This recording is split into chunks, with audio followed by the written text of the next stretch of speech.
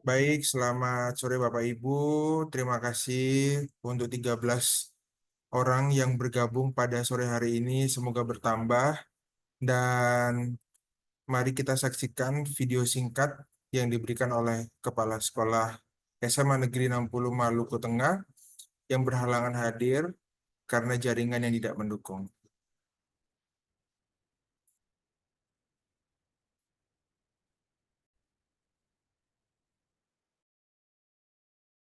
Terima kasih atas kesempatannya.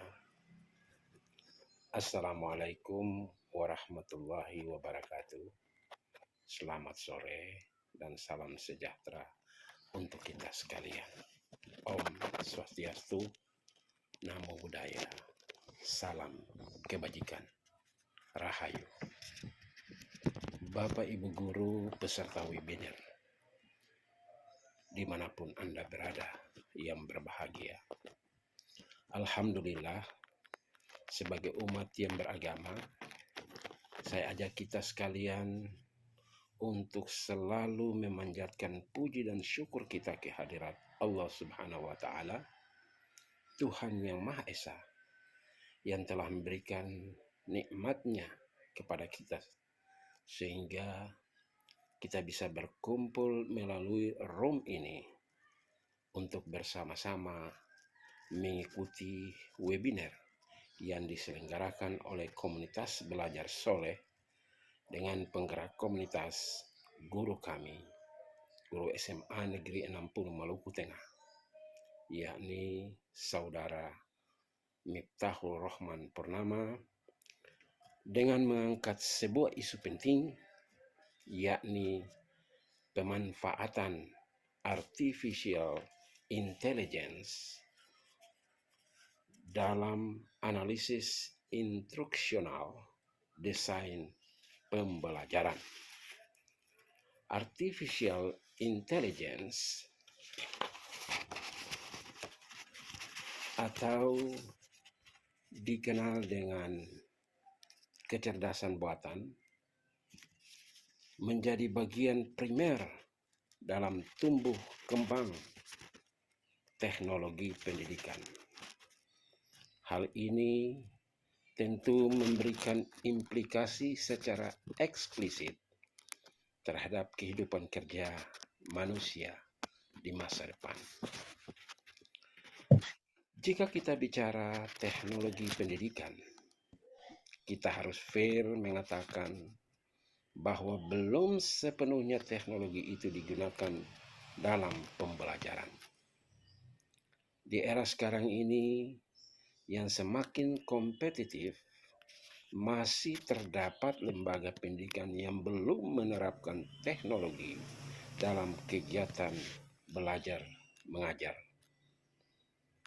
Seyogianya sekolah di era sekarang ini harus memanfaatkan lahirnya teknologi-teknologi yang memudahkan pekerjaan guru dan siswa. Bukankah pemanfaatan teknologi pendidikan semata-mata untuk mendukung pembelajaran? Demikian pula peran AI dalam pembelajaran untuk mendukung pembelajaran. Pemanfaatan AI untuk mendukung pembelajaran menghadirkan kemudahan yang serupa dengan pemanfaatan berbagai macam teknologi pendidikan yang sudah pernah ada sebelumnya. Untuk itu, dalam webinar ini akan diulas selengkapnya mengenai pemanfaatan AI dalam analisis instruksional desain pembelajaran. Selamat mengikuti kegiatan webinar ini. Semoga kegiatan ini bisa bermanfaat bagi kita semua. Terima kasih. Billahi taufiq wal hidayah. Wassalamualaikum warahmatullahi wabarakatuh. salam sejahtera untuk kita sekalian. Om Santi Santi Om. Terima kasih. Baik Bapak Ibu, terima kasih telah menonton video. Mohon maaf terdapat kendala suara karena audio beliau juga agak sedikit gangguan. Eh, maka dari itu, langsung saja kita sama-sama belajar pada sore hari ini narasumber dari salah satu penerima beasiswa pendidikan Indonesia jurusan mahasiswa S2 Teknologi yang bernama Bapak Afrianto TL Sogen SPD. Beliau merupakan lahir di Jayapura 14 April 1994, masih muda sekali. Mungkin di sini Bapak Ibu ingin berbagi atau mempunyai unek-unek terkait dengan AI, perkembangan teknologi yang bisa mendukung untuk desain pembelajaran. Siapkan pertanyaannya, beliau sangat terbuka untuk kita sama-sama berdiskusi. Kemudian, sebelum itu, beliau telah mengikuti pelatihan di Indonesian Teaching Fellowship yang diselenggarakan oleh Ruang Guru. Kemudian beliau juga merupakan Dewan Komite Pembelajar yang sekolahnya Sekolah Penggerak Angkatan 1 yang berada di Kupang SMPK Santo Yosef. Beliau juga sebelum mengikuti perkuliahan S2 Teknologi di Universitas Pendidikan Ganesha Singaraja Bali, beliau juga merupakan wakasek kurikulum yang dimulai dari tahun 2022-2023. Jadi Bapak Ibu silakan bertanya apapun terkait dengan instructional lesson pembelajaran. Eh, ini merupakan kesempatan yang luar biasa kita bisa bertemu dengan beliau. Untuk Pak Afrianto, kami berikan waktunya, silakan Pak. Terima kasih. Baik, terima kasih Bapak Rohman Purnama selaku moderator. Selamat sore Bapak Ibu guru semua. Perkenalkan, saya tadi sudah diperkenalkan oleh Pak Rohman. Saya Pak Fianto Teo Sogean, Bapak Ibu bisa panggil saya Pak Rian. Saya juga seorang guru di SMP Katolik Kupang. Sekarang sedang lanjut studi S2. Kampusnya sama dengan Bapak Rohman sebagai moderator di Universitas Pendidikan Ganesha Bali. Nah, materi pada sore hari ini kebetulan adalah materi yang menjadi keresahan kita sesama guru di era digitalisasi, terutama juga pada kurikulum merdeka. Nah, topik kita pada sore hari ini adalah terkait artificial intelligence pada desain pembelajaran. Bapak Ibu, tadi perkenalan sudah disampaikan oleh Bapak Rohan, saya mungkin akan sedikit tentang materi sore hari ini. Sebelumnya saya ucapkan terima kasih kepada Bapak Ibu semua yang sudah meluangkan waktu di hari Minggu ini. Ya mungkin ada yang belum sempat hadir karena mungkin ibadah sore, tidak apa-apa. Kan mungkin pagi berhalangan, ibadahnya sore, tidak apa-apa. Yang penting Bapak Ibu sudah meluangkan waktu untuk hadir pada sore hari ini. Atau mungkin ada arisan seperti itu. Biasa bapak mama orang timur tuh hari Minggu tuh digunakan untuk arisan seperti itu. Oke. Baik, kita kami ke materi kita pada sore hari ini. Sebelumnya hal-hal yang akan saya sampaikan pada sore hari ini adalah hal-hal yang dimana kami dapatkan di bangku perkuliahan magister seperti itu. Jadi bukan berarti saya merupakan seorang yang master dalam hal bidang ini, namun apa yang saya sampaikan ini merupakan suatu imbas atau diseminasi kepada Bapak Ibu guru semua. Baik, untuk materi sore hari ini adalah terkait pemanfaatan AI dalam analisis kuesioner desain pembelajaran. Nah, saya memiliki beberapa pertanyaan, Bapak Ibu bisa boleh menyalakan kamera atau jika tidak bisa menyalakan kamera, mungkin sebentar saya bisa minta respon Bapak Ibu semua melalui kolom chat saja. Ada beberapa pertanyaan yang bisa kita diskusikan. Jadi untuk sesi pertama ini, saya akan membuka sesi pertama dengan kita saling berdiskusi, sharing Karena kita sesama guru pasti punya keluh kesah yang sama terkait desain pelajaran seperti itu. Jadi akan saya tampilkan pertanyaan pada Bapak Ibu semua, kemudian bisa merespon melalui kolom chat agar saya tahu bahwa Bapak Ibu semua memiliki keresahan seperti itu. Nah, akan kita luruskan pada sore hari ini ya, Bapak Ibu semua. Baik, saya akan coba share screen. Tadi mohon maaf, di Zoom itu seharusnya ada menu polling ataupun, tapi karena uh, ada gangguan di Zoom saya, sehingga saya tampilkan saja share screen pertanyaan-pertanyaan.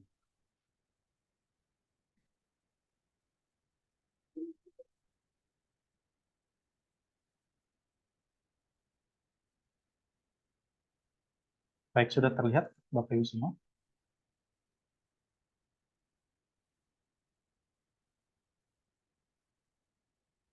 Sudah ya Bapak Ibu semua? Boleh direspon pertanyaan saya?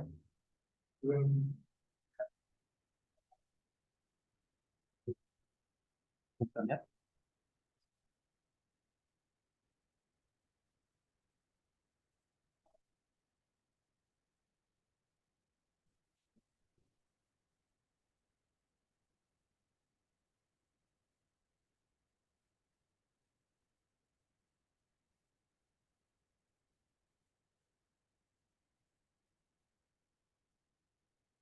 Sekarang sudah?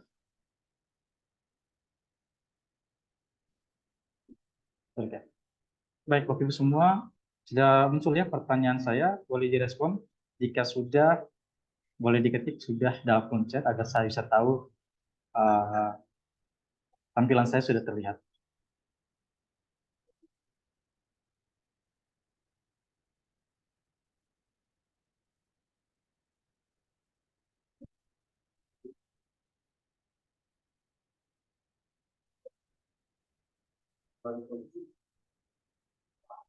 Oke, baik Bapak Ibu semua, saya akan mengawali sesi pada sore hari ini. Sesi yang pertama, saya akan membawakan materi terkait analisis personal design pembelajaran.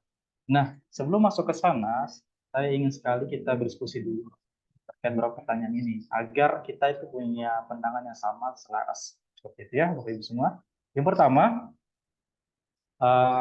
saya mulai dengan pertanyaan pertama. Mana sajakah yang termasuk dalam peran guru? Ada planner, organizer, dan evaluator. Mungkin silakan Bapak Ibu diketikkan kolom chat. Kira-kira dari ketiga ini, mana sajakah yang termasuk dalam peran guru? Silakan. Mungkin Bapak Roman bisa bantu saya untuk membacakan kolom chatnya. Apakah ada yang sudah mengetik?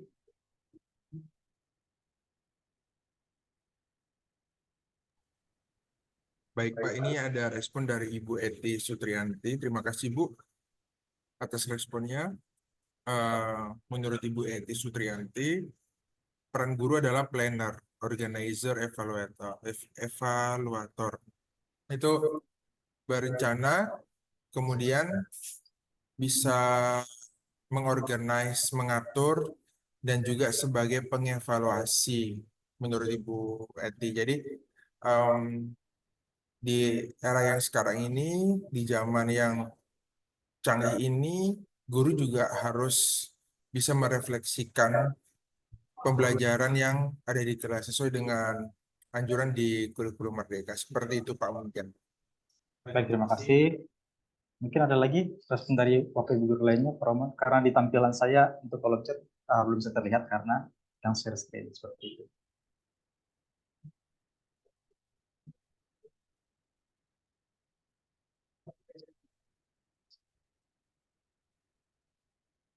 Oke, kalau sudah, saya boleh ke pertanyaan berikutnya. Baik, tadi ada Bapak Ibu yang sudah menyampaikan jawaban yang pertama, yaitu sebagai planner, organizer, dan evaluator. Oke, yang kedua, saya cenderung menggunakan buku paket yang disediakan oleh pemerintah. Bisa dipilih Bapak Ibu, ya atau tidak. Karena pertanyaan ini akan mengimbaskan kita kepada bagaimana kita mendesain pelajaran. Seperti itu. Silakan Bapak Ibu. Adakah yang sudah yang cenderung menggunakan buku paket yang disediakan pemerintah? Baik, Pak Roman, apakah sudah ada Bapak Ibu guru yang memberikan respon? Jawabannya tidak. Oke, baik. Berarti apakah ada yang memilih ya dari pertanyaan ini?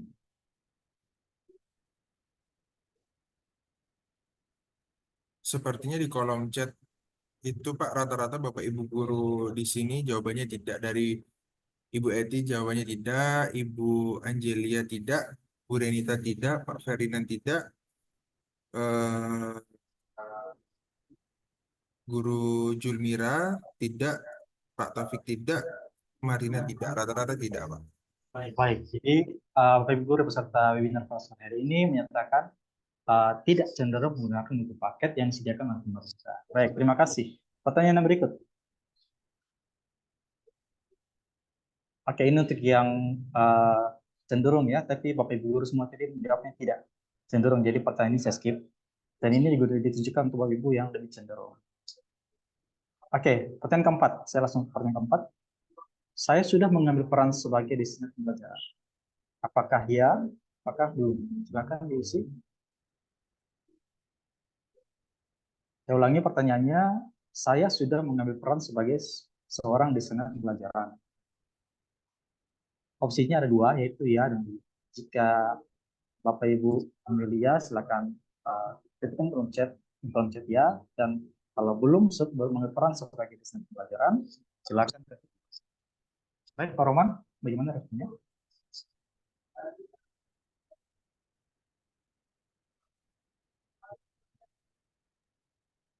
Tidak ada yang menjawab.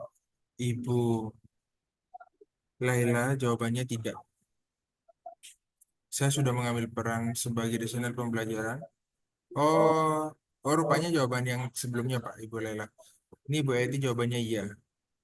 Ya. Sepertinya sih rata-rata guru pasti mengambil peran sebagai desain pembelajaran karena kalau kita tidak mendesain pembelajaran dengan baik, nanti kita akan kesusahan ketika kita berhadapan atau di depan kelas. Itu sih, Pak. Baik. Oke, terima kasih untuk responnya. Saya langsung ke pertanyaan kelima ya. Jika ya, apakah yang wajib Bapak Ibu analisis ketika mendesain pembelajaran? Pertanyaan ini akan sangat penting karena ini menjadi poin utama dalam pembahasan kita pada sore hari ini. Silakan Bapak Ibu. Ini pertanyaannya terbuka, jadi silakan memberikan masukan berdasarkan pandangan Bapak Ibu sendiri. Pertanyaannya, jika ya, apakah yang wajib Bapak Ibu analisis ketika mendesain pembelajaran? Satu kata juga cukup.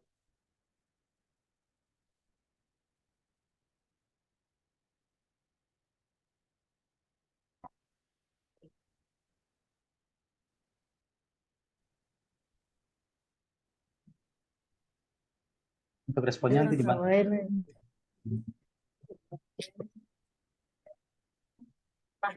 Untuk responnya silakan boleh dibantu Bapak Romo.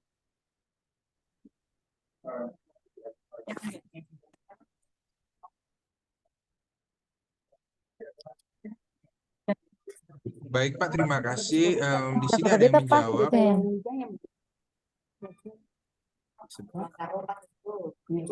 Rupanya ada yang bocor ya Bapak Ibu ya.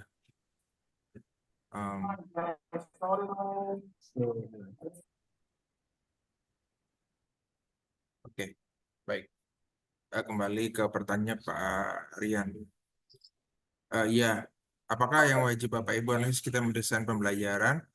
Menurut saya Pak, sebagai guru pembelajar, em, hal yang pertama kita harus tahu topik yang akan mau kita bawa di kelas, sehingga itu bisa mempengaruhi desain kita seperti apa. Dan yang kedua, kita harus tahu apakah topik itu cocok dengan kemampuan kognitif eh, siswa dengan melakukan asesmen diagnostik.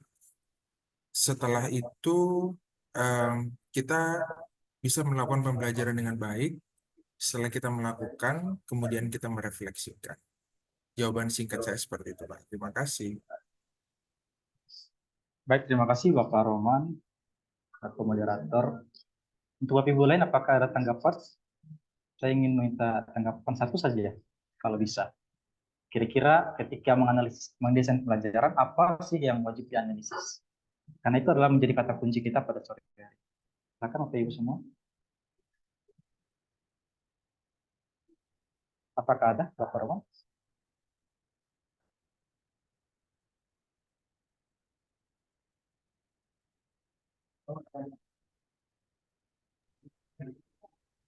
Ini jawaban dari Bu Eti. Yang pertama itu kemampuan siswa, konteks siswa, dan lingkungannya. Kemudian ini jawaban dari Pak Taufik Ridwan.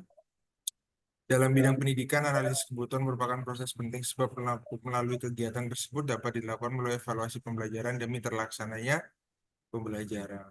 Terima kasih kepada Bapak Ibu yang telah merespon pertanyaan narasumber kami. Oke, baik, terima kasih Bapak Ibu semua. Jawabannya saya tampung dulu ya. Ntar baru kita samakan persepsi. Oke, yang berikutnya, yang terakhir. Oh, maaf. Yang terakhir, jika belum. Tadi kan pertanyaannya adalah, apakah saya sudah mengambil peran sebagai desainer? Nah, ada yang ya dan ada belum. Jika ya, maka pertanyaan tadi sudah dijawab. Nah, sekarang bagaimana jika belum? Jika saya belum mengambil peran sebagai desainer pembelajaran, apa saja kendala yang menghambat Bapak Ibu dulu dalam mendesain pembelajaran? Kira-kira kalau saya belum bisa menjadi seorang desainer pembelajaran, kira-kira apa kendalanya? Oke. Mungkin bisa diutarakan di kolom chat minimal satu atau dua masukan, kita langsung tahu. Silakan Pak Ibu. Jika saya belum bisa mengambil peran sebagai desainer pembelajaran, maka apakah kendalanya? Oke.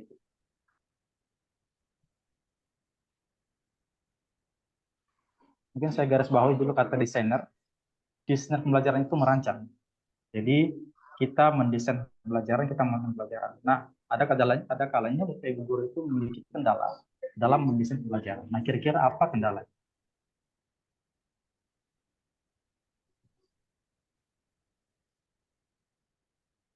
Silakan, Pak Roman, apakah sudah direspon? Ini pertanyaan terakhir ya, Bapak Ibu ya. Setelah itu kita akan masuk ke materi.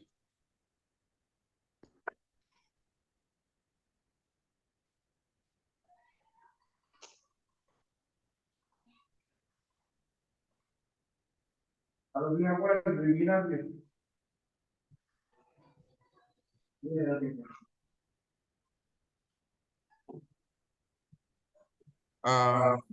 Luar biasa, Pak. Jika belum apa saja kendala yang menghambat Bapak atau Ibu guru dalam mendesain pembelajaran? Yang pertama, menurut saya, Pak, sebagai guru pembelajar, kendala yang menghambat Bapak Ibu guru dalam mendesain pembelajaran adalah em, karena saya mengajar di sekolah pelosok, yang yaitu fasilitas. Fasilitas juga perlu mendukung, terutama adanya listrik yang 24 jam. Karena di tempat tugas saya itu listrik hanya berlaku malam hari jam 5 sampai jam 6 pagi, itu pun tidak normal jam 5 sore. Ada pembangkit listrik tenaga surya, namun tidak optimal jikalau hujan. Di musim hujan seperti ini di Maluku, itu pembangkit listrik tenaga surya tidak optimal. Jadi ya menurut saya selain fasilitas, kemudian hmm, um, mungkin peningkatan kualitas guru atau kita dibebaskan untuk membuat desain pembelajaran. Saat ini memang sudah dibebaskan. Mungkin ada pakem-pakem yang aturan-aturan yang eh, di Indonesia Barat yang tidak bisa dilaksanakan di Indonesia Timur. Kemudian dari Indonesia Timur kita tidak bisa, jadi bukan membandingkan ya Bapak Ibu di sini, tapi mungkin memang benar di kurikulum mereka sudah dikembalikan di sekolah masing-masing, namun ada hal-hal yang agar guru itu lebih bisa mengekspresikan. Mungkin itu saja sih Pak dari saya. Baik, terima kasih Bapak Rohman. Oke, saya cukupkan dulu ya. Oh, ada. Silakan Bapak Rohman, silakan. Baik, luar biasa nih dari Bu Ani. Kendala dalam mengukur kemampuan belajar siswa dan masih belum bisa maksimal dalam mendesain pembelajaran secara kinestetik. visual dan auditori. Oh, ini tentang pembelajaran berdiferensiasi, Pak. Mungkin nanti bisa dibantu dijelaskan tentang sebelum kita melakukan pembelajaran berdiferensiasi, ada asesmen diagnostik, non-diagnostik, dan sebagainya. Silakan, Pak. Oke, baik. Terima kasih, Bapak Roman. Semua pertanyaan saya tampung dulu ya, Bapak Ibu ya. Kita akan langsung masuk ke pembahasan kita. Jadi semua masukan, jawaban dari tadi semua akan kita bahas pada sesi yang sekarang.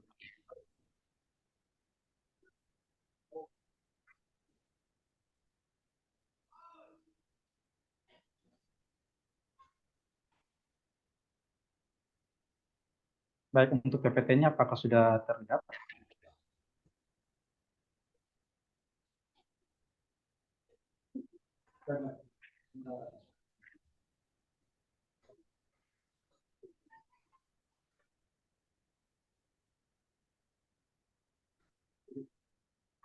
Oke, baik. Kita akan masuk ke pembahasan kita pada sore hari ini, Bapak Ibu. Sebentar ya.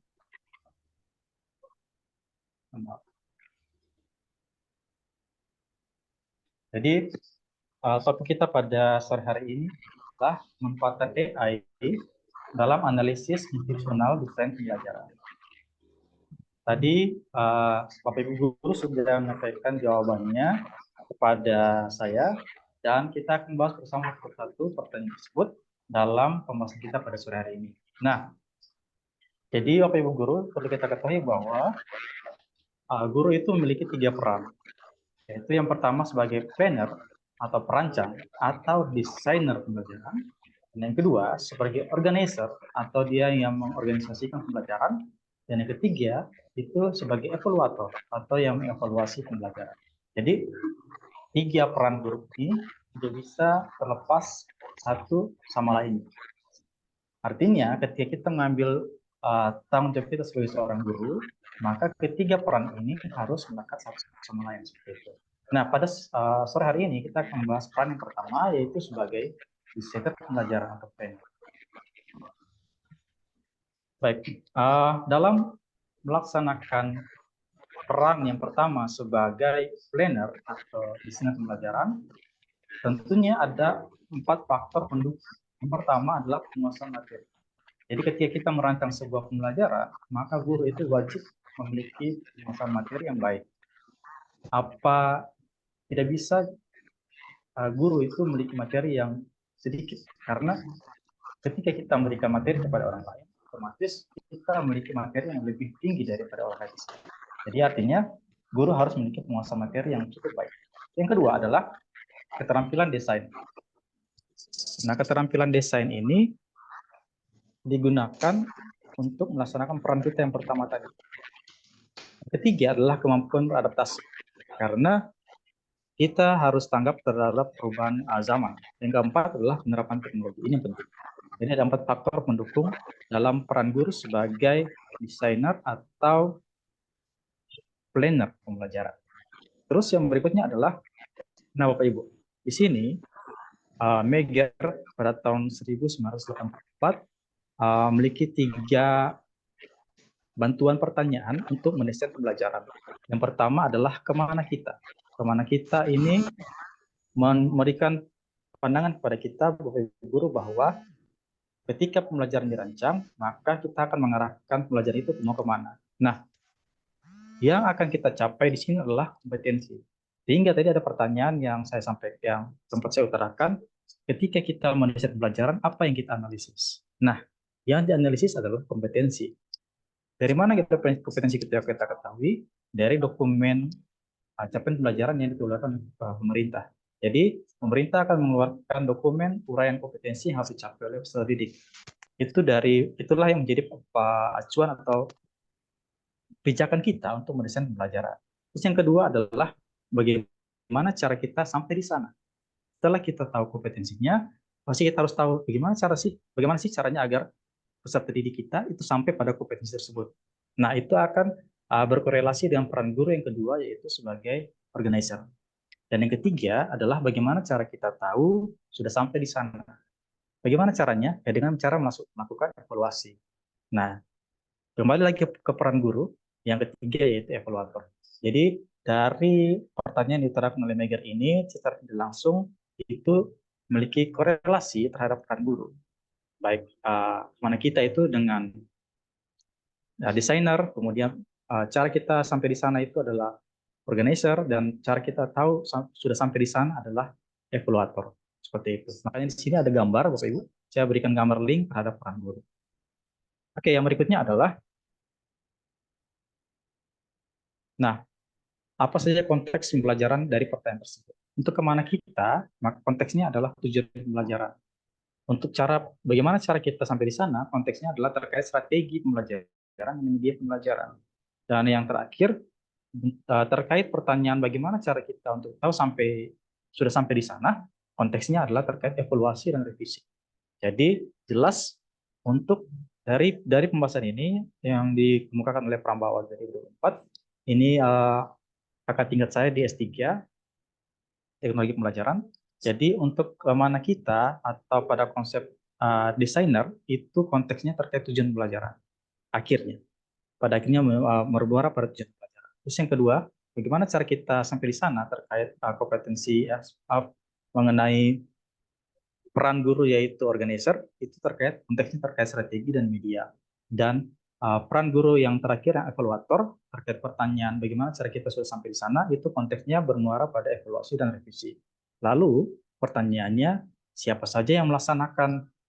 Guru sudah pasti. Yang saya berikan tanda merah itu ada guru di pertanyaan pertama, pertanyaan kedua guru, pertanyaan ketiga juga guru. Teknolog pendidikan juga sama. Kami yang sedang lanjut di pendidikan teknologi pendidikan juga sama. Pada pertanyaan pertama kami merancang, pertanyaan kedua juga termasuk, pertanyaan ketiga juga termasuk. Yang berbeda adalah di dosen dan pakar, animator, programmer, dan sebagainya. Nah, jadi untuk animator, programmer, videographer hanya masuk pada pertanyaan yang kedua. Seperti itu. Baik, kita masuk ke teori belajar. Ini saya singkat saja, Bapak Ibu. Untuk teori-teori belajar dalam perencanaan pelajaran, yang pertama, teori yang ditinjau dari tujuan yang hendak dicapai. Jadi ada kognitif, afektif, dan psikomotor. Jadi itu yang akan kita capai, yang akan dicapai oleh peserta didik pada akhir pembelajaran. Saya ulangi, untuk penggunaan teori-teori belajar yang pertama adalah ditinjau dari tujuan yang Anda capai, yaitu meliputi kognitif, afektif, dan psikomotor. Yang kedua, ditinjau dari hakikat ilmu atau bidang studi. Ada 4 pendekatan: linear, kumulatif, praktis, eksperiensial. Nah, itu meliputi untuk yang linear, itu pengetahuan diurutkan dari yang paling sederhana ke yang kompleks. Kenapa kita gunakan teori ini? Karena nanti ketika kita merancang atau mendesain pembelajaran, kita akan menggunakan 4 pendekatan ini. Nah, contoh, saya sebagai guru IPA akan menggunakan pendekatan linear, di mana materi saya akan diurutkan dari yang paling sederhana ke yang kompleks. Ini juga termasuk digunakan pendekatan ini pada CP fase A sampai F. Jadi orang-orang kementerian itu menyusun CP dari A sampai F menggunakan pendekatan ini. Kemudian yang kedua adalah pendekatan kumulatif, langsung pada skop yang besar, praktis pada keterampilan, dan eksperiensial ditekankan pada kreativitas pendidik dalam belajar. Yang berikut adalah ditinjau dari segi peserta didik, yaitu kemampuannya dan psikologinya. Nah, ini yang nanti kita pakai dalam analisis yang tadi ada berdasarkan gaya belajar itu. Kemudian psikologinya, itu juga kita harus analisis. Yang keempat, ditinjau dengan fasilitas belajar. Jadi, kenapa dari pertanyaan pertama itu, saya buka dengan apakah Bapak Ibu semua itu cenderung menggunakan buku paket? Nah, pertanyaannya semua jawabnya tidak. Kenapa? Letaknya ada di sini. Karena peserta didik setiap sekolah itu berbeda, dan setiap sekolah memiliki fasilitas belajar yang berbeda. Kalau kita gunakan buku paket yang tersedia, buku paket sudah pakem, nah tidak bisa disesuaikan dengan kondisi sekolah. Maka guru harus berperan dalam mendesain pembelajaran sendiri. Seperti itu. Kemudian variabel pembelajaran. Nah, ketika kita menyusun desain pembelajaran, ada variabel-variabel yang perlu kita pahami. Yang pertama adalah variabel kondisi pembelajaran, yang kedua metode pembelajaran, yang ketiga adalah hasil pembelajaran. Untuk variabel kondisi pembelajaran, faktor-faktornya itu meliputi tujuan dan karakteristik bidang studi, kendala dan karakteristik bidang studi, dan karakteristik siswa.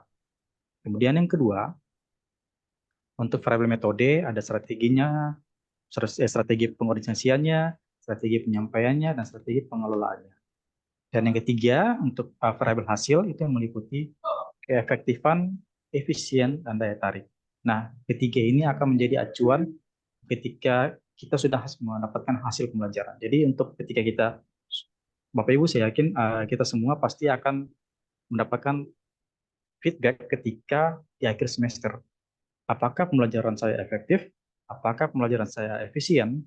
Dan apakah pembelajaran yang saya lakukan itu memiliki daya tarik? Nah, di situ akan kita cantumkan dalam hasil analisis. Seperti itu. Yang berikut adalah mendesain pembelajaran. Dari keseluruhan itu ada 3 langkah. Yang pertama, ada 3 poin besar untuk mendesain pembelajaran. Poin yang pertama adalah harus didahului dengan melakukan analisis instruksional. Nah, ini akan kita bahas pada sore hari ini.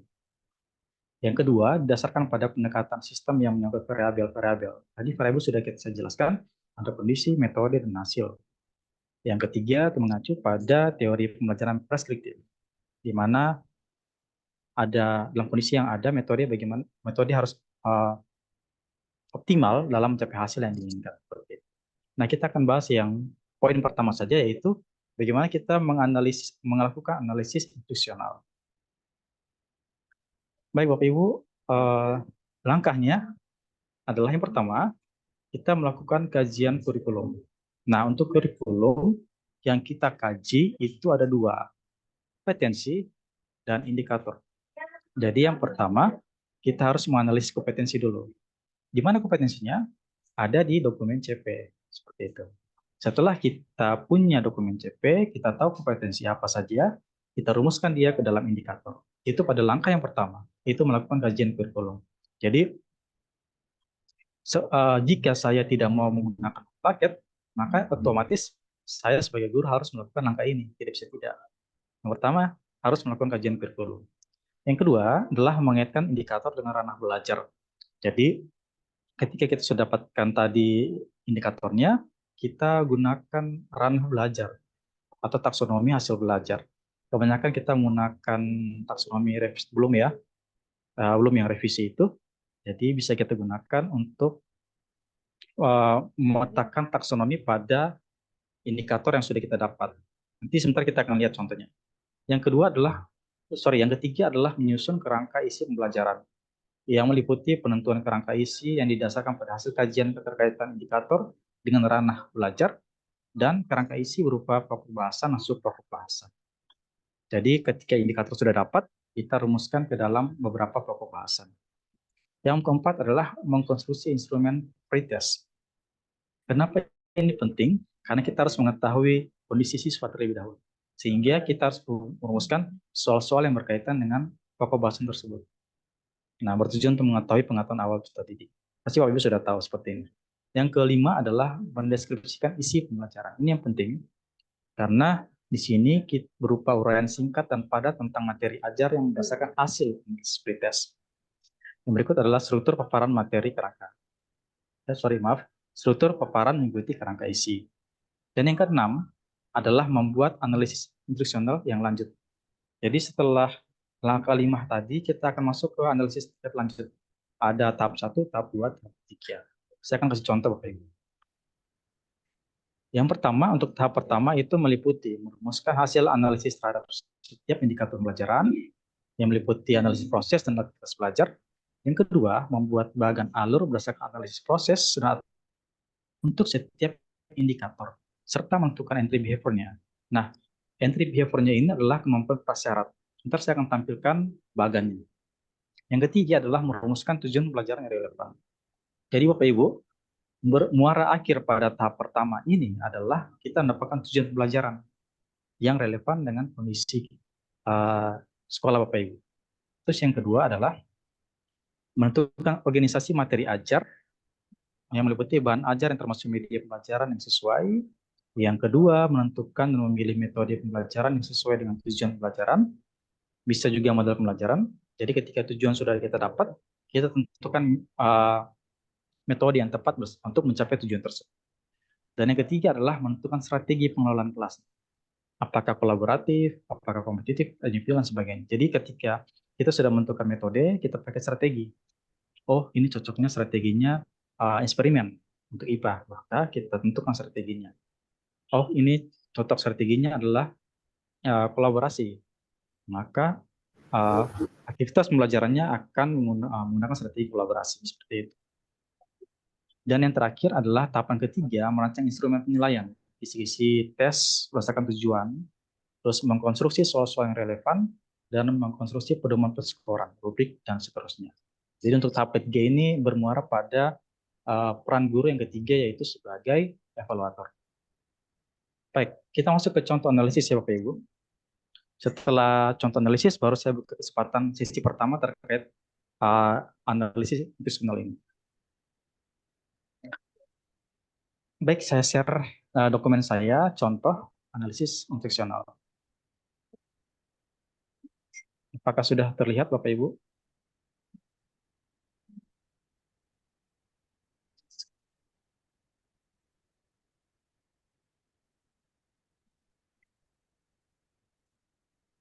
Sudah terlihat ya Bapak Ibu ya?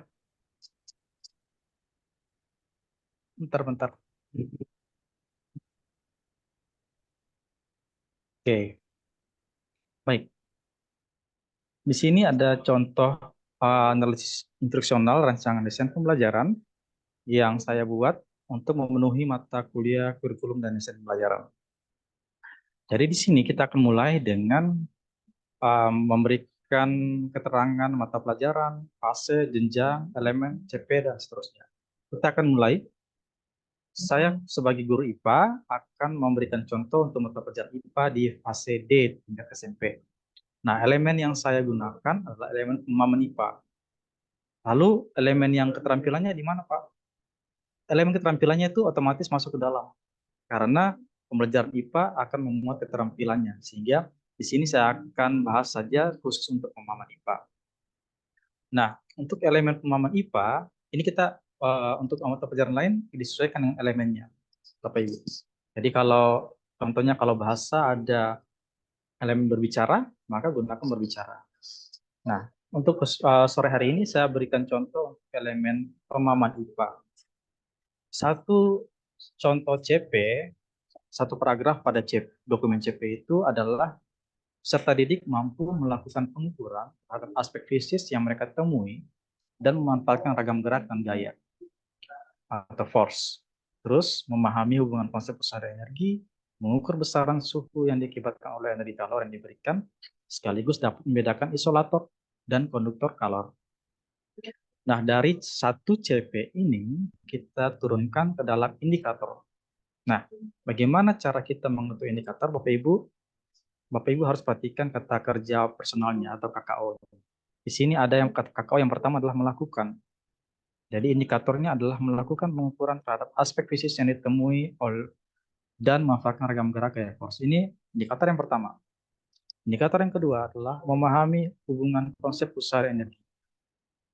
Dan indikator yang ketiga adalah mengukur besaran dan suhu yang diakibatkan oleh energi dan kalor yang diberikan, sekaligus dapat membedakan isolator dan konduktor kalor.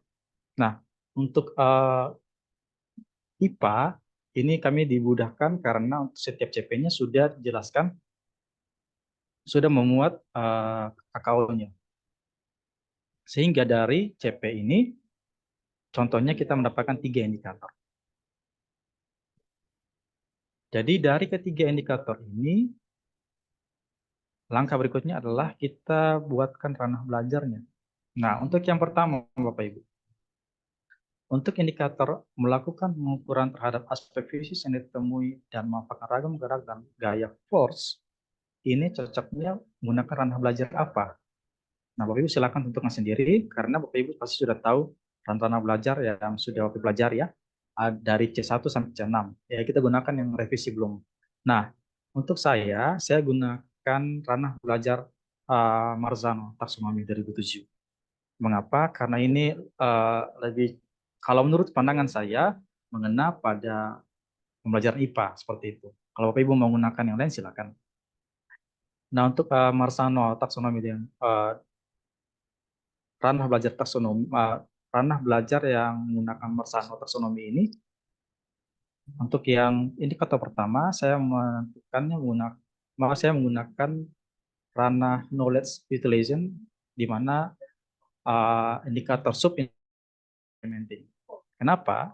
Karena indikator ini erat kaitannya dengan eksperimen, sehingga untuk indikator ranah belajar Marsano ini saya gunakan knowledge utilization, di mana subnya adalah experimenting. Karena untuk ranah ini terkait mempelajari proses pengukuran terhadap suatu besaran fisis menggunakan alat ukur, termasuk permintaan kalor, perpindahan, kelajuan, kecepatan, dan seterusnya. Seperti itu. Kemudian untuk indikator yang kedua, memahami hubungan konsep usaha dan energi. Nah, dari indikator ini, KKO-nya adalah memahami. Maaf, KKO-nya memahami. Maka ranah belajar yang saya gunakan untuk Marzano taksonomi ini adalah knowledge utilization. Subnya adalah problem solving, di mana untuk indikator ini terkait mempelajari langkah penyelesaian dari permasalahan terkait dengan usaha yang ditimbulkan sebagai dampak kepindahan suatu benda akibat gaya yang diberikan, dan kemudian mengidentifikasi korelasinya dan seterusnya. Seperti itu. Dan yang ketiga, mengukur besaran suhu yang diakibatkan oleh energi kalor. Nah,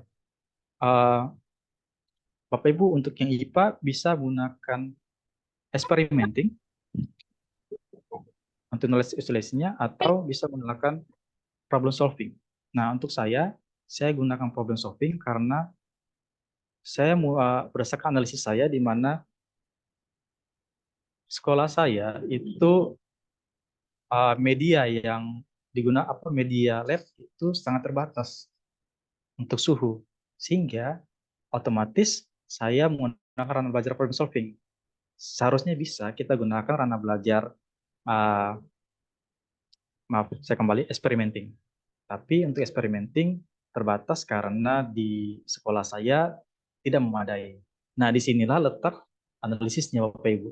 Jadi Bapak Ibu jangan paksakan saya harus experimenting di indikator ketiga. Tidak bisa dipaksakan karena di sekolah saya terbatas. Tidak ada alat ukur suhu seperti itu. Maka saya menggunakan problem solving saja. Oke, baik. Nah, dari sinilah kegiatan pelajaran itu akan terstruktur, Bapak Ibu. Itu enaknya di situ. Seperti itu ya, Bu ya. Mungkin bisa dipahami ya. Jadi untuk ranah belajar ini harus disesuaikan dengan kondisi sekolah dan siswa Bapak Ibu. Tidak bisa Bapak Ibu mau semau saya seperti itu. Supaya pembelajarannya enak. Karena kalau saya paksakan, oh saya mau eksperimenting. Aduh, ternyata sekolah saya tidak layak labnya, ya sama saja. Maka tidak bisa menggunakan ranah belajar tersebut. Ya, Bapak Ibu. Begitupun untuk C1 sampai C seterusnya. Itu Bapak Ibu kondisikan sendiri. Kemudian yang berikut adalah kerangka isi pembelajaran. Dari pokok bahasan yang pertama, ini kan ada materi-materinya Bapak Ibu ya. Saya contohkan satu saja. Untuk indikator yang pertama, ranah belajarnya terkait alat ukur suhu. Alat ukur perpindahan seterusnya. Maka untuk kerangka isi pembelajarannya meliputi pengukuran gerak dan gaya, di mana untuk sub pokoknya adalah besaran satuan, dan rincian materinya adalah besaran pokok, beserta satuannya, dan seterusnya.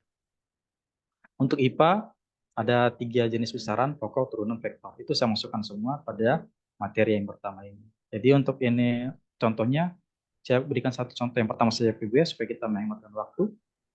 Jadi dari indikator yang sudah tadi saya sampaikan, ada beberapa pokok bahasan. Yang pertama adalah pengukuran gerak dan gaya, kemudian yang kedua adalah ada usaha dan energi, terus yang ketiga suhu dan kalor, dan seterusnya. Nah, kenapa ini penting untuk kita jabarkan kerangka pembelajarannya, agar kita tahu materi-materi yang akan kita ajarkan, kita pelajari bersama dengan siswa. Nah, contoh, untuk IPA, di sini saya masukkan notasi ilmiah. Apakah sama dengan guru yang lain? Tentu berbeda. Guru sekolah guru sekolah A masukkan notasi ilmiah pada sub pokok pembelajarannya. Tapi guru sekolah B tidak memasukkan notasi ilmiah pada pembelajaran. Kenapa? Mungkin saja alur pembelajarannya berbeda. Notasi ilmiah sudah diajarkan pada matematika terlebih dahulu, sehingga dia tidak masukkan itu.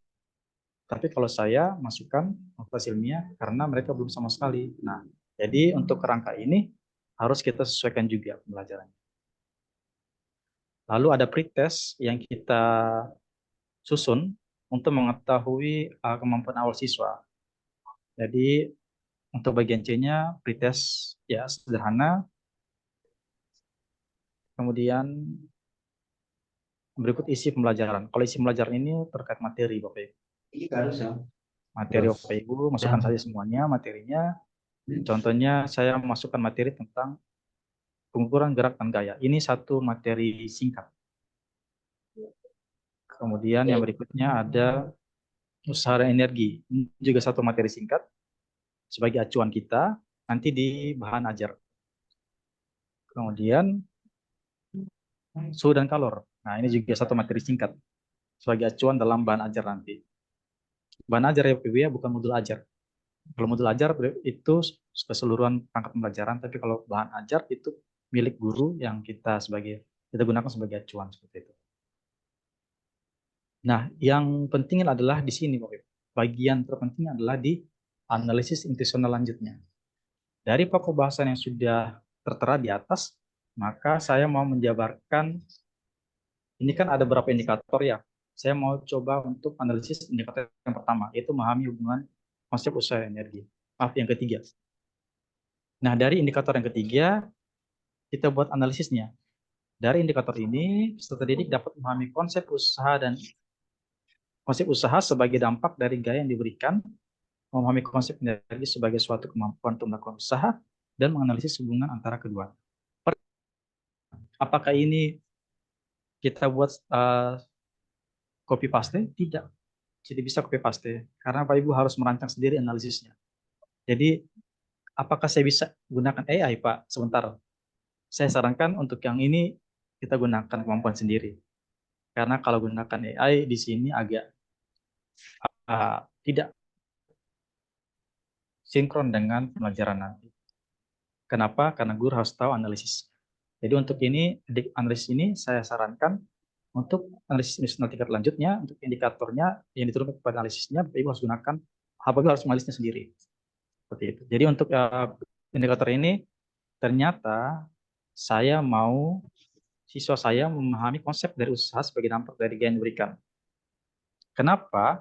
Karena nanti akan muncul pada bagian ini. Nah, bagian ini adalah bagian analisis intensional. Jadi kalau Bapak Ibu merancang pembelajaran harus berdasarkan bagian ini. Itu bagusnya. Oke. Kemudian yang berikutnya adalah memahami konsep energi sebagai suatu kemampuan melakukan usaha. Kenapa saya rancangkan ini? Karena energi itu merupakan kemampuan melakukan usaha. Jadi nanti ketika siswa mempelajari tentang energi, dia harus tahu tentang usaha terlebih dahulu. Terus yang ketiga adalah mengetahui hubungan dari keduanya. Nah, dari analisis ini, kita buatkan bagannya, Bapak Ibu. Coba kita lihat sama-sama dari kalimat ini. Kalimat yang ketiga adalah menganalisis hubungan antara keduanya. Nah, ini menjadi puncak dari analisis indikator ini. Jadi dari bagan ini, menganalisis hubungan usaha energi berada pada atas. Nah, agar siswa dapat menganalisis hubungan antara usaha energi, bagaimana prosesnya Bapak Ibu? Kita buatkan bagan. Baik, saya akan jelaskan tentang bagan Ibu ya. Nah, ini adalah bagan analisis intensional.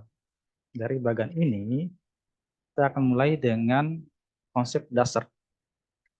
Siswa harus menggunakan konsep jarak, kecepatan, dan gaya terlebih dahulu.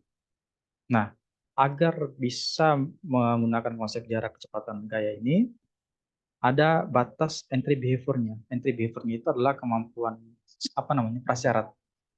Nah, kalau di IPA, ketika siswa ingin menggunakan konsep jarak, kecepatan, dan gaya, dia harus mempunyai prasyarat, kemampuan prasyarat yaitu terkait besaran pokok, besaran turunan, besaran vektor, satuan trigonometri.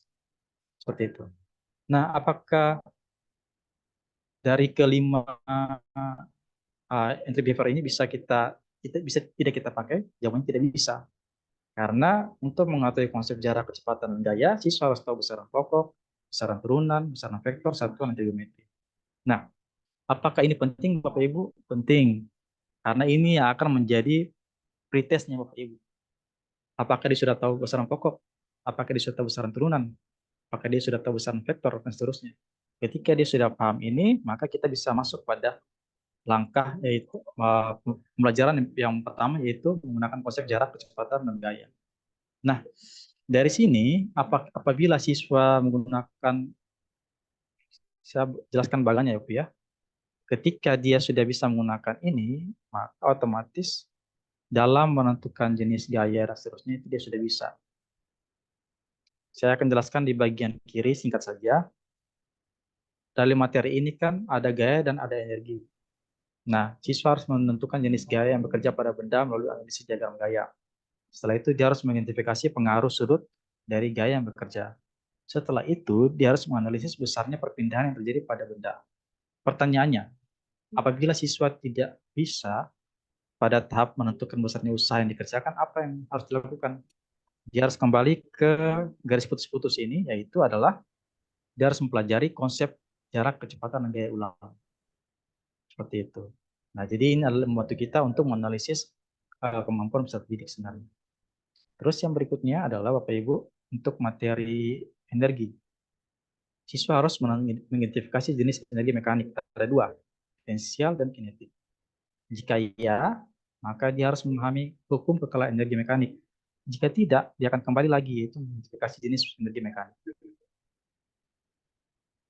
Seperti itu. Apabila keduanya sudah bisa menentukan usaha dan energi, menentukan besarnya usaha yang dikerjakan dan mengidentifikasi perubahan energi mekanik, maka siswa akan masuk kepada tahap yang berikut adalah menganalisis hubungan antara usaha dan energi. Nah, itu adalah alur pembelajarannya, Oke. Jadi sebenarnya ini membantu kita untuk menganalisis tahap sebenarnya siswa kita sudah sampai di tahap mana. Nah, jika dia tahap ini belum sampai, apa yang dilakukan? Nah, itu ada bagan-bagannya. Seperti itu. Nah, ini enak. Kita sebagai guru itu bisa apa namanya? Memfasilitasi pembelajaran yang sangat baik. Seperti itu. Nah, dari bagian ini Bapak Ibu semua, kita turunkan ke tujuan pembelajaran. Nah, jadi tujuan pembelajaran itu Bapak Ibu seharusnya diturunkan dari bagan ini. Jadi bagan ini adalah bagan yang akan bermuara pada tujuan pembelajaran. Jadi saya pasti sepaham dengan Bapak Ibu semua. Pasti kita buat tujuan pembelajaran itu langsung pada CP. Jadi KCP itu kan ada KKO-nya, langsung kita buat langsung buat tujuan pembelajaran saja. Seperti itu. Sama, saya juga dulu seperti itu di sekolah. Ketika di perkuliahan magister, ternyata tujuan pembelajaran itu tidak serta-merta langsung diturunkan dari CP, lalu harus berdasarkan analisis fungsional agar tepat sasaran seperti itu maksudnya. Jadi dari bagan ini kita turunkan ke beberapa tujuan pembelajaran dari 1 sampai 11. Silakan Bapak Ibu buat sendiri. Ya, baik Bapak Ibu, untuk yang saya jelaskan ini adalah untuk yang tahap pertama, sedangkan tahap 2, 3 itu bisa Bapak Ibu buat sendiri. Tahap 2 itu kan meliputi bagaimana proses pembelajaran di kelas, tahap ketiga meliputi bagaimana mendesain evaluasi. Itu Bapak Ibu semua bisa. Yang pada sore hari ini saya mau mengarahkan Bapak Ibu untuk bagaimana mendesain pembelajaran pada tahap pertama saja. Oke, terima kasih. Untuk sesi pertama itu terkait analisis diksional. Silakan saya kembalikan ke moderator jika ada pertanyaan. Oh ya, sebelum saya kembalikan, saya mau sharing satu saja poin penting terkait analisis instruksional. Apakah sudah terlihat? Sudah terlihat ya? Nah, ini saya ambil dari kuliah umum bersama dosen-dosen teknologi pendidikan di Indonesia. Jadi oleh Ibu Nurmidia Catherine dari PGRI Adiwana Surabaya. Satu poinnya penting adalah di sini Bapak Ibu. Instructional design itu fokusnya pada bagaimana siswa belajar. Dan skill-nya adalah terkait problem solving, project management, dan seterusnya. Sedangkan kalau pengembangan kurikulum itu berbeda. Jadi jangan samakan pengembangan instruksional dengan kurikulum. Kurikulum itu akan berbeda, karena kurikulum itu skill-nya terkait professional development. communication skill, dan seterusnya. Sedangkan kita berfokus pada bagaimana siswa itu belajar. Oke, itu saja. Terima kasih. Saya kembalikan ke moderator Pak Roman. Silakan.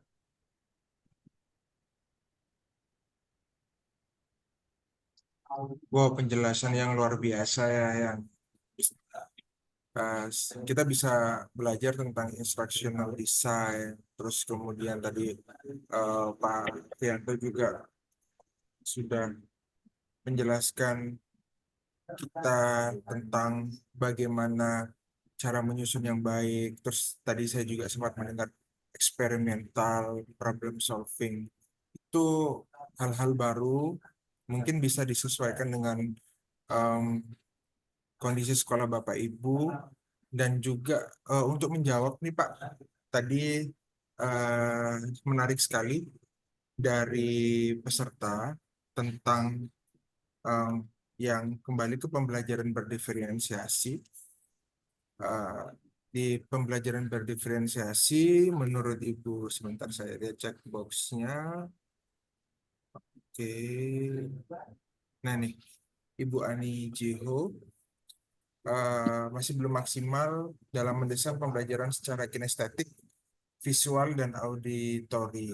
Nah, mungkin Bapak selama Bapak menjadi guru dan sekarang sedang berkuliah di S2 Teknologi Pendidikan, apakah ada tips atau trik untuk kita bisa tahu bagaimanakah langkah-langkah pada instructional design itu seperti apa?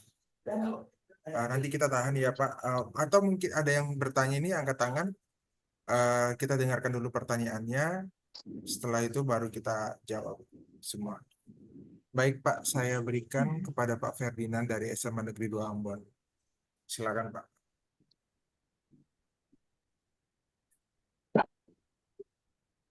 Baik, terima kasih Pak. Bisa Saya punya dinyalakan kameranya Pak, mohon maaf.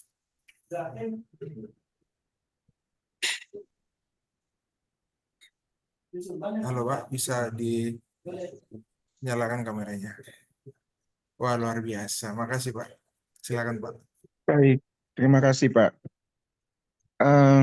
Saya punya sedikit butuh penjelasan ya terkait dengan di dalam RPP yang dibuat oleh Bapak itu tadi ada eh, indikator ya Pak ya. Halo? Ya benar Bapak, ada indikator. Ya. Jadi dari indikator itu baru kemudian diturunkan lagi sampai jadi tujuan pembelajaran. Ya benar. Iya. Eh, saya mungkin mau butuh penjelasan dari Bapak.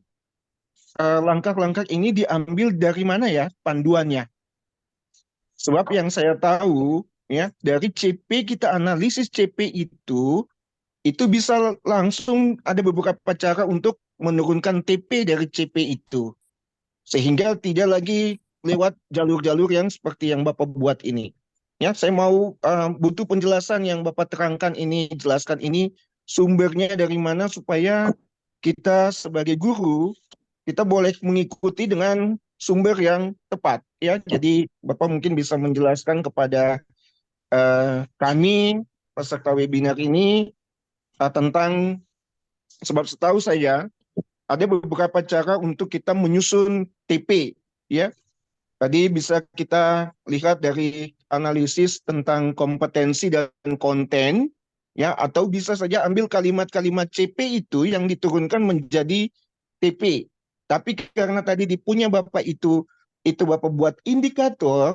Nah, ini yang saya mau uh, butuh penjelasan. Ditarik indikator itu, namanya indikator di situ, itu berdasarkan panduan dari mana supaya kita bisa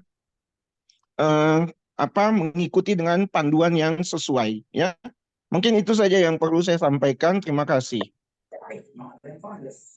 Baik Bapak, terima kasih. Makasih banyak Pak.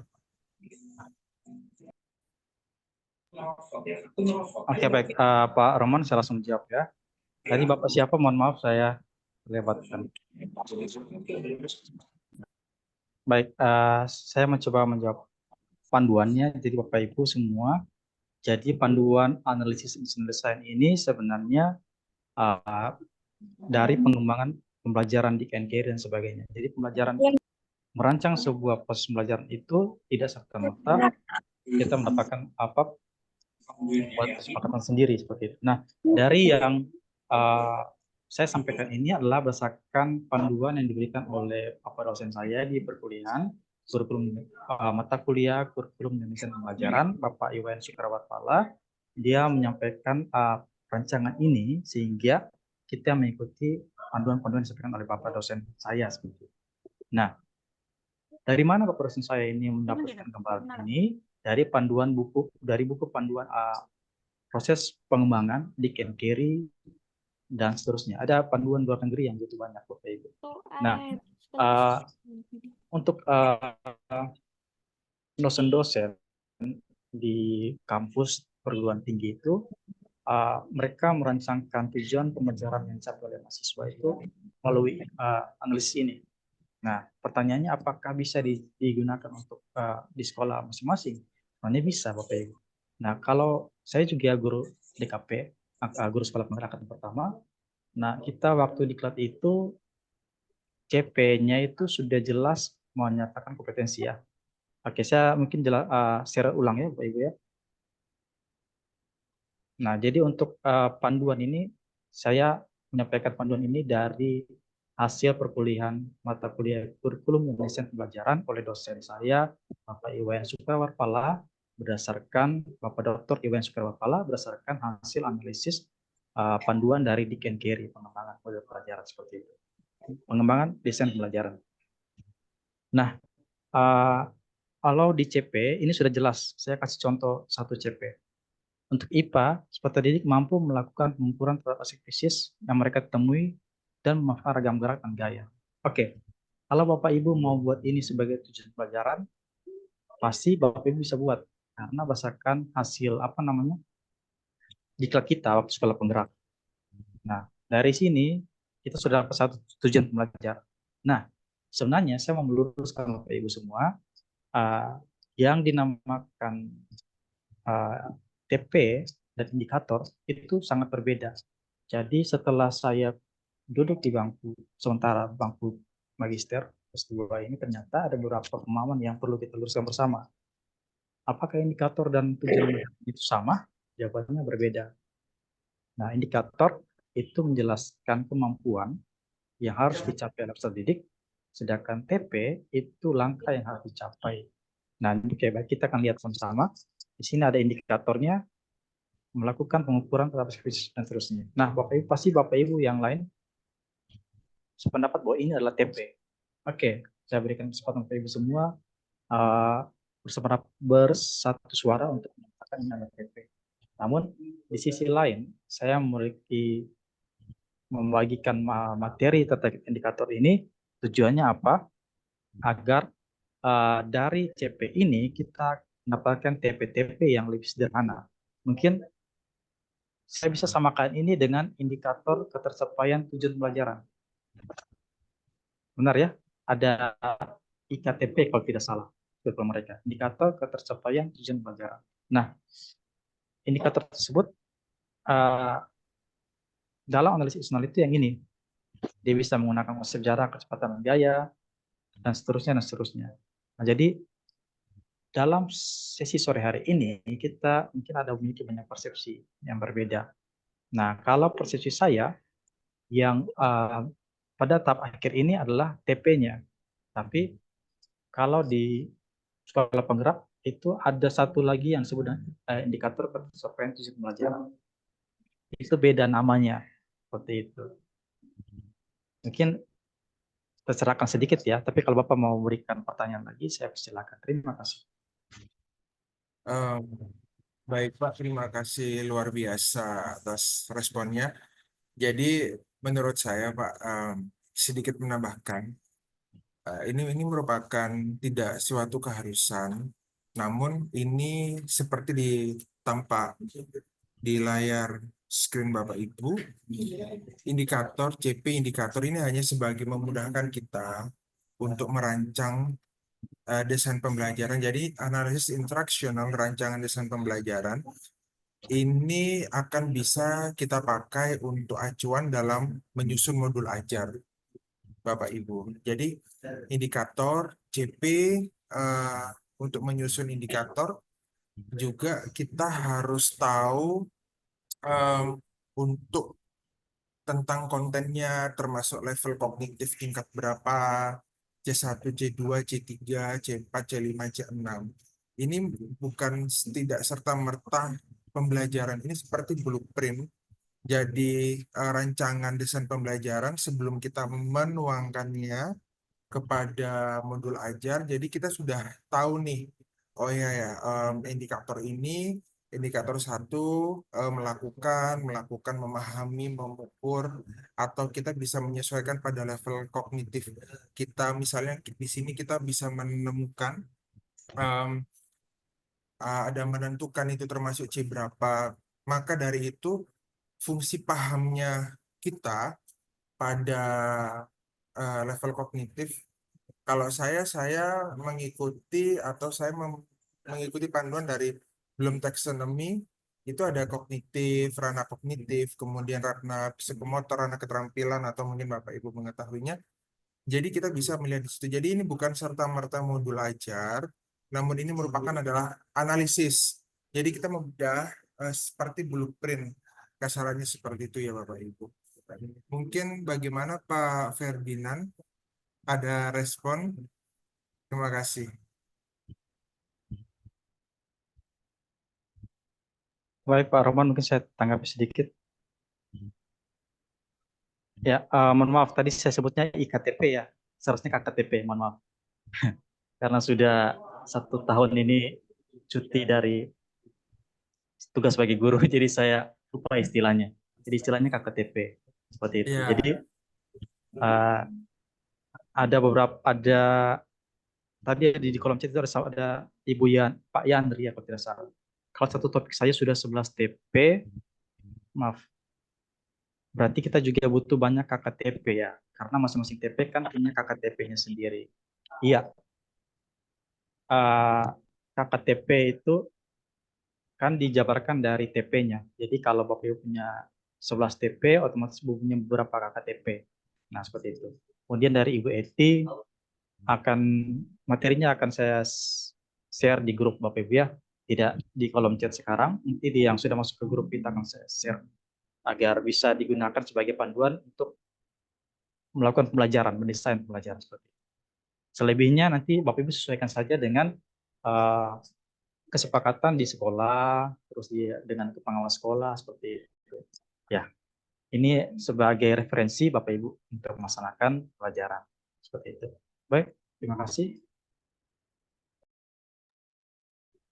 baik Bapak Ibu, mungkin ada penanya lain yang ingin disampaikan.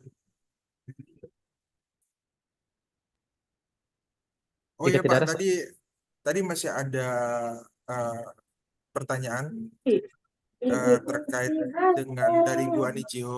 Itu, eh, sebentar ya.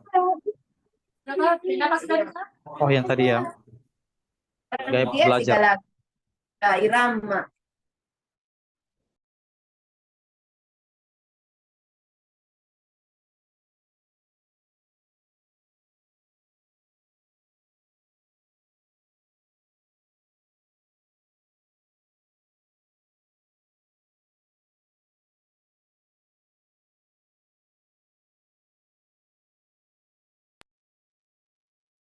Bagaimana Pak Roman?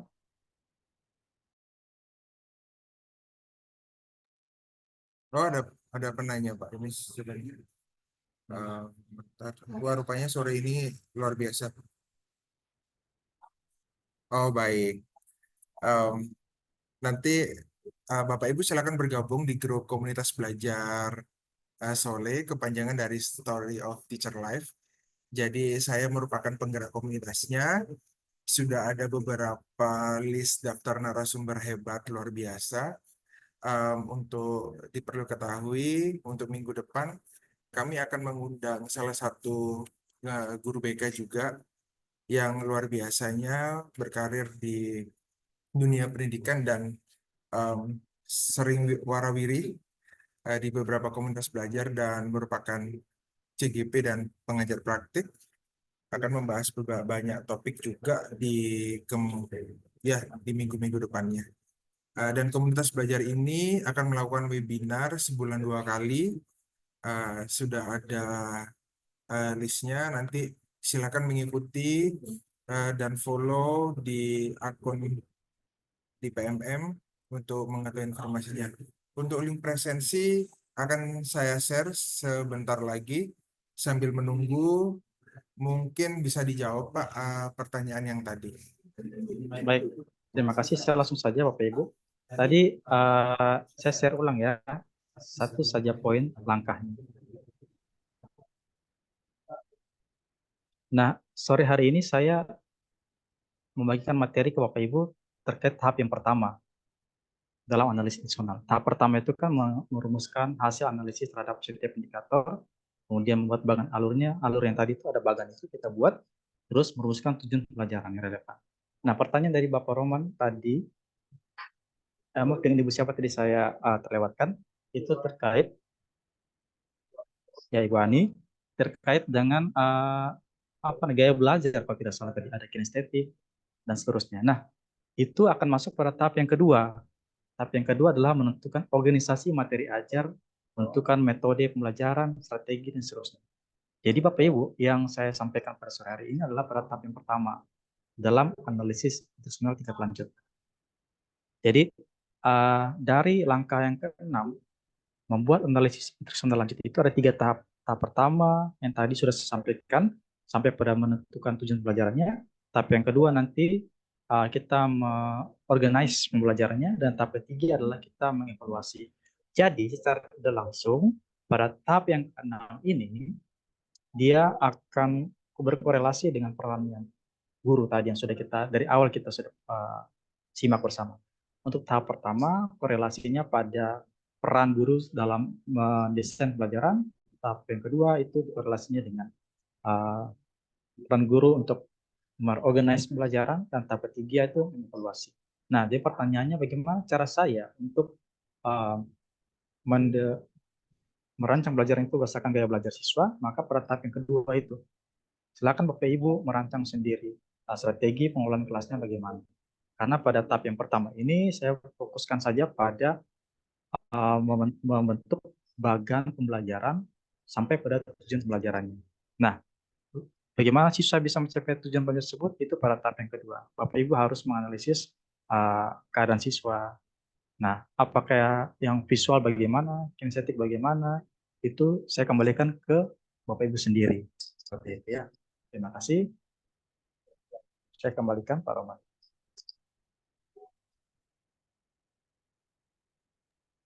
Luar biasa sekali sore ini ya Bapak Ibu. Terima kasih sudah join. Tadi saya mencatat sekitar 38 orang perdana webinar series komunitas belajar Story of Teacher Life. Silakan join untuk mendapatkan informasi-informasi. Ke depan kami juga akan mengundang beberapa narasumber-narasumber hebat. Dan jangan lupa kami juga punya komunitas belajar, ada akun Instagramnya Bapak Ibu, silakan follow untuk mendapatkan informasi terkait dengan komunitas kami. Baik, ini ada pertanyaan masih ada dari Pak Yandri Siono. Berarti justru bertolak belakang dengan yang disarankan Kemendikbud, yaitu menggunakan desain mundur, backward design, yaitu menentukan TP, asesmen, terakhir langkah-langkah pembelajaran.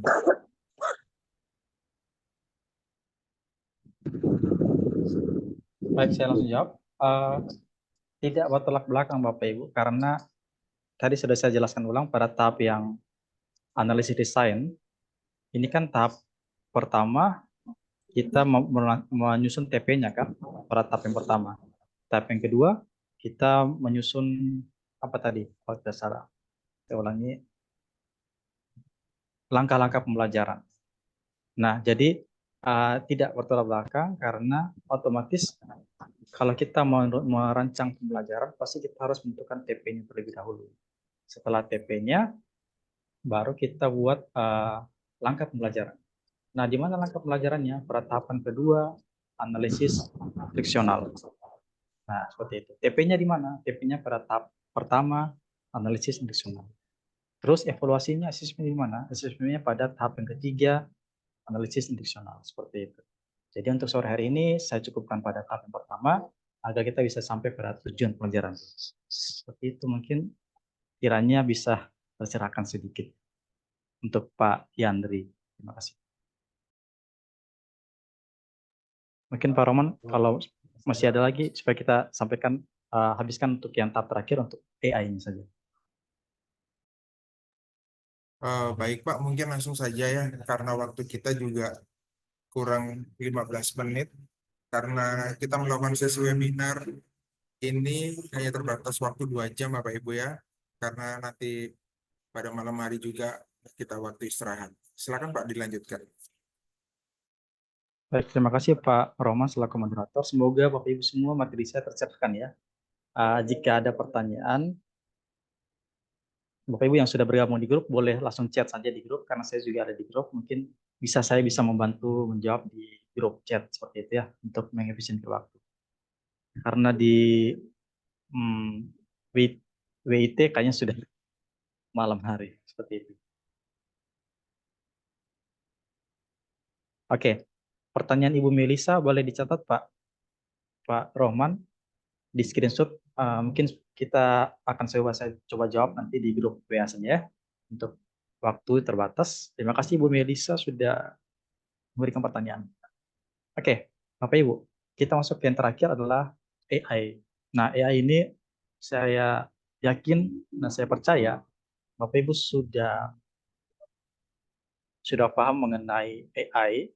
Yang saya sarankan sekarang adalah untuk Gemini, karena Gemini ini bisa membantu kita untuk mendesain pembelajaran. Banyak webinar-webinar sekarang yang sudah mengangkat tema pembelajaran berbasis AI. Salah satunya Gemini, karena Gemini sangat membantu.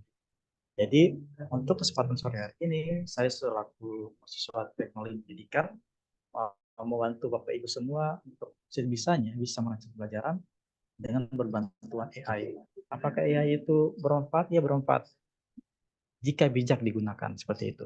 Nah, bijaknya di mana?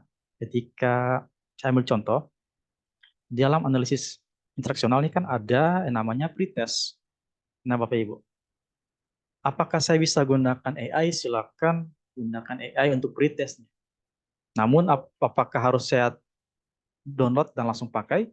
Ya, Bapak Ibu harus sesuaikan dengan kondisi dan bisa apa istilahnya ATM, mati tiru modifikasi. Nah, jadi di sini kita coba satu contoh saja ya. Untuk AI-nya, misalkan di sini buatkan saya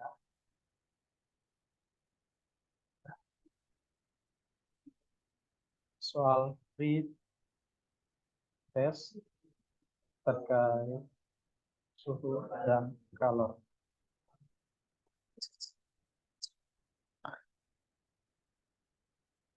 Oke, sudah terlihat ya Bapak Ibu untuk AI-nya. Nah, kalau yang di soal-soal ini untuk AI Gemini itu ada soal yang dikeluarkan, ada soal pilihan ganda, ada soal esai. Nah, Bapak Ibu silakan gunakan soal-soal yang dikeluarkan oleh Gemini ini untuk dimasukkan dalam analisis desain instructional pembelajaran seperti itu.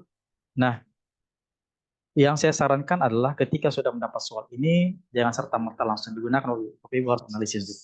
Jadi ini mudahnya agar mempersingkat waktu kita untuk mendesain pembelajaran. Nah, seperti itu saja. Apakah masih ada tambahan waktu untuk saya, Pak Roman?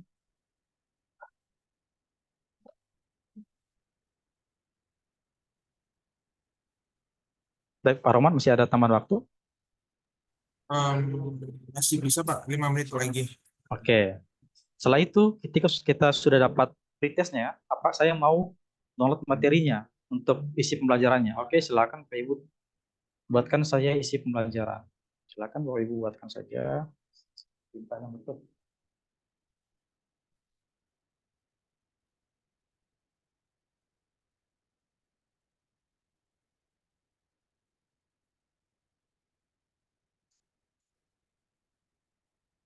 Nah, dari kalimat yang saya umpankan ke Gemini, buatkan saya materi terkait suhu dan kalor SMP, maka Gemini akan menampilkan beberapa contoh materi, pengertian suhu dan kalor dan seterusnya, alat ukur dan seterusnya, dikasih gambarnya, kemudian perpindahan kalor bagaimana, dekat dengan gambar-gambarnya. Nah, ini secara ringkas Bapak Ibu, lengkap dengan contoh soal. Nah, jadi di Gemini itu kita bisa terbantu karena ketika kita minta Gemini membuat sebuah materi pembelajaran itu sudah dilengkapi dengan yang namanya soal, contoh soal, dan sudah dengan kegiatan praktikum. Oke, itu contohnya dari materi yang saya minta ternyata Gemini menyarankan kita membuat parameter sederhana seperti itu dan sebagainya. Nah, saran saya jika kita gunakan kegiatan ini harus sesuaikan dengan hadir arena belajar. Nah, kalau Marsano saya gunakan experimenting karena sekolah saya punya lab. Bagaimana kalau sekolah saya tidak punya lab? Maka tidak bisa membuat parameter sederhana. Maka masuk ke problem solving atau ranah belajar yang seperti itu maksud saya. Agar pembelajarannya itu bisa relevan dengan keadaan sekolah. Oke, itu saja Pak Roman. Terima kasih. Saya kembalikan ke moderator.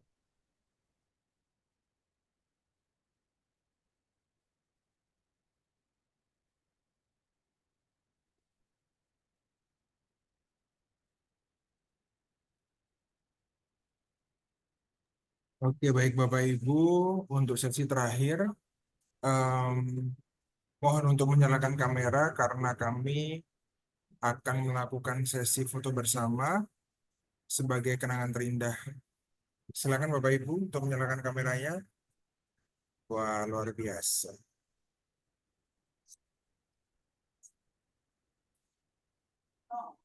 Eh, bisa dinyalakan lagi Bapak Ibu? Bapak Ibu yang lain, saya tunggu 1 menit. Baik, sambil menunggu Pak Roman, ada pertanyaan dari Ibu Ponia, mungkin bisa di screenshot juga biar bisa didiskusikan. Tadi tadi ada respon, cuma mungkin dari ibunya hanya merespon materinya sangat luar biasa Kak, tapi saya di sekolah sudah melakukan refleksi dan melakukan perbaikan model pembelajaran, tapi muridnya tetap seperti itu Kak. Mungkin saran dari saya tetap tetap terus berjuang Bu, karena sebagai guru itu tugas mulia kita. Tetap semangat, jangan pernah lelah. Itu merupakan ya luar biasa lah sebagai guru. Semoga menjadi amal jariah untuk kita. Baik, sudah menyalakan kamera semua. Ya, silakan. Kita ambil sesi foto bersama. Eh, bisa berbicara ya. Kita mulai. 1, 2, 3. Oke, slide 1. Sebentar. Ya, nanti saya akan share di grup dokumentasi hari ini. Kemudian untuk link Zoom juga akan saya kirim di grup. Baik, untuk slide 2. Oke, sekali lagi. 1, 2, 3.